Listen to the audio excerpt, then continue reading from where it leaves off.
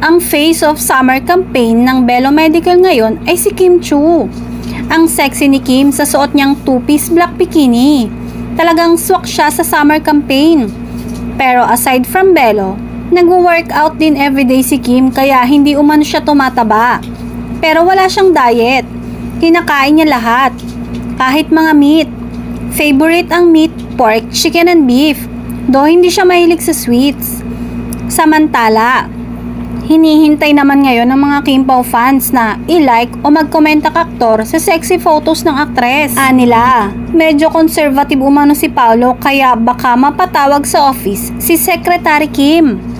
Maaalalang sinabi noon ni Paolo na maganda at sexy si Kim pero hindi naman bastusin.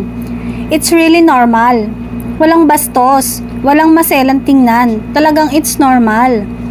Active din kasi si Kim sa workout. Ako naman sa gym kaya parang nagkakasundo umano silang dalawa. Kumpleto si Kim, maganda, mabait, maliban sa isa. Her career, siguro sa isang aspeto lang yung hindi. But everything is going well with Kim. I don't see anything wrong with Kim's career. Siguro kailangan lang niyang maging positive. She's beautiful and has a beautiful career as well.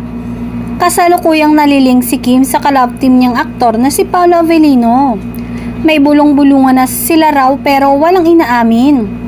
Marami rin ang kinikilig sa kanila sa lakas ng chemistry nila sa seryeng What's Wrong with Secretary Kim na natural daw sa kanila at di napepeke.